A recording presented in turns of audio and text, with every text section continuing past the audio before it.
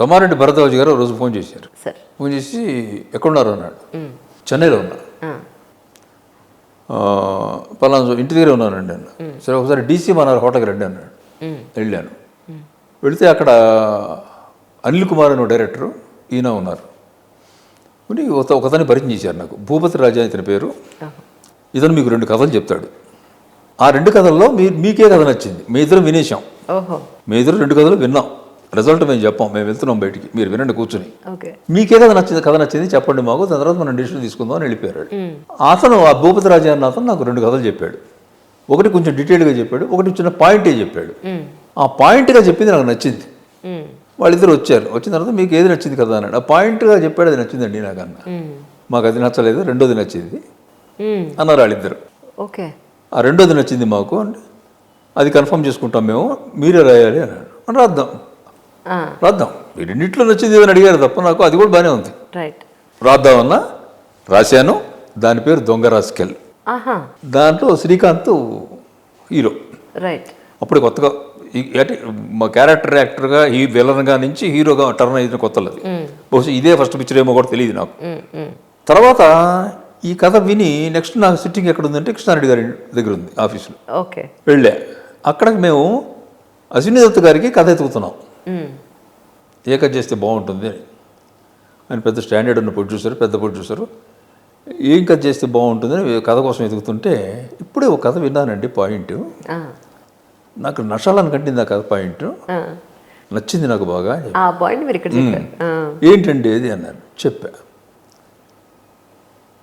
బాగుంది నాకు కూడా అన్నాడు కృష్ణారెడ్డి గారు. బాగుంది, దత్ గారు ఏమంటారో పిలుద్దామని ఆయన ఫోన్ చేసాం. ఆయన వచ్చాడు.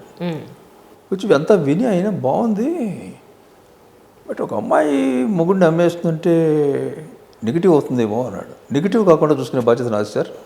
నేను నెగిటివ్ కానివ్వండి ఆ క్యారెక్టర్ని, ఆ బాధ్యత నాకు వదిలేయండి, పాయింట్ తీసుకోండి, హిట్ సినిమా అని చెప్పా. రైట్, మీరు ఇంత గట్టిగా చెప్తున్నప్పుడు మాకేంటి తెద్దామన్నారు. అప్పటికప్పుడు రైట్స్ కొనేసారు. ఎంత నమ్మకం ఉండాలి రైటర్ మీద. ఉండాలి. అది కూడా అదేంటి జస్ట్ పాయింటే చెప్పాడు. ఇండీసెంట్ ప్రపోజల్ అని ఒక సినిమా వచ్చింది ఇంగ్లీష్లో. Indecent proposal Michael Douglas Demi Moore act చేశారు. ఆ సినిమా ఇది పాయింట్. ఆ సినిమాలో ఏంటంటే ఒక యంగ్ కపుల్ ఉంటారు. వాళ్ళు ఏదో ఒక ఎగ్జిబిషన్ వాళ్ళు జూదం ఆడుతుంటారు ఎవ్రీ వీక్. ఎందుకంటే ఆ జూదంలో డబ్బు సంపాదించి సొంత ఇల్లు కట్టుకోవాలని. ఆ జూదశాల ఓనరు చూస్తాడు వీళ్ళని. చూసి పిలుస్తాడు, వాడు రూమ్కి పిలుస్తాడు. మీ ఆవిడ నైట్ పంపించు, నాకు $1 million ఇస్తా అంటాడు. తిట్టేసి వచ్చేస్తారు. వచ్చేసి ఇంటికి వచ్చి ఆలోచిస్తారు, ఏమైంది ఒక నైట్ $1 million ఎప్పుడు సంపాదించగలం మనం అని ఇద్దరు కూడబలుకుని ఇద్దరు ఓకే చేసుకుని పంపిస్తాడు. పంపిస్తాడు. అమ్మాయి పంపించాక రిలీజ్ అవుతాడు, ఎందుకు పంపించాలా అని. ఇక వచ్చిన దగ్గర నుంచి ఆ అమ్మాయి మీద ఫోన్ వస్తే వాడు చేశాడా అని అడుగుతుంటాడు. ఇక వచ్చినప్పుడు భరించలేకపోతుంటాడు. ఆ $1 million వదిలించుకునేదాకా వాడు తాపత్రయపడతాడు పాపం. అది కథ. అట్లా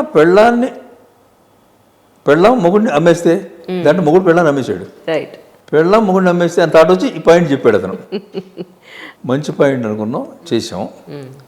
తీరా చేసిన తర్వాత చూస్తే మనకి శ్రీకృష్ణ తులాభారం అయింది. అది మార్చి తెలుగులో చేస్తే తెలుగులో ఏమైంది? శ్రీకృష్ణ తులాభారం. సత్యభామ అమ్మేసింది మొగుడిని. కొత్త కథ ఏం కాదు. అక్కడ అది తీసుకుని దాన్ని నేనేం చేశానంటే, బికాస్ నాకు అక్కడ నాటకాల ఎక్స్పీరియన్స్ బాగా పనిచేసింది నాకు.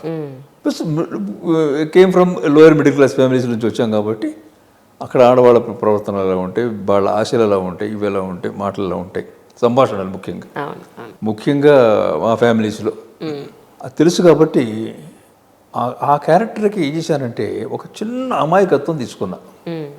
ఆశ ఉంది కానీ మొత్తం తన ఒంటి మీదే నగలు దిగేసుకోవాలి, తనొక్కటే ప్యాలెస్లో ఉండాలి అనుకోవట్లే. వాళ్ళ ఆయనకి సూట్ వేసుకోవాలి, వాళ్ళ పిల్లల కారులో వెళ్ళాలి, ఇవన్నీ నా మూడు చేయలేడు. కనుక ఇలా చేస్తే ఏమైంది అని ఒక చిన్న పిచ్చే ఆలోచనతో చేసిన పిల్ల అలా క్యారెక్టర్ని మోల్డ్ చేసి ఏమిటో అన్న ఊతపోతం తగిలిచ్చా. ఆమని గారికి ఎంత బాగా ప్లస్ అయిందో ఆ సినిమా. అసలు ఆ క్యారెక్టర్ ఎక్కడికో వెళ్ళిపోయింది. నిజం, వెళ్ళిపోయింది, అంత హిట్ అయింది. అవును. దాంట్లోనే లాస్ట్లో కళ్ళు వెళ్ళిన చోటుకెళ్ళా మనసు వెళ్ళకూడదు. మనసు వెళ్ళిన చోటుకెళ్ళా మనిషి వెళ్ళకూడదు అని చెప్తుంది ఇక్కడ లాస్ట్ రోజా క్యారెక్టర్. కరెక్ట్. గుర్తునిచ్చినటువంటి ఒక సినిమా అది. నిజం సార్, అద్భుతమైన cinema sir. Subhalagnam. True. Subhalagnam title కూడా నేనే పెట్టా. దాసరి గారి తర్వాత ఈవీవి గారి తర్వాత మళ్ళీ కొంతమంది డైరెక్టర్స్ ఇప్పుడు అసలు అలాంటి సినిమాలే రావట్లేదు. మీకు అనిపించలేదా మళ్ళీ అలాంటి కుటుంబ కథా చిత్రం నేను ఎందుకు రాయకూడదు అని? దాసరి గారి తర్వాత కృష్ణారెడ్డి గారి తర్వాత అదే కృష్ణారెడ్డి గారి తర్వాత ఈవి గారు అంటారు.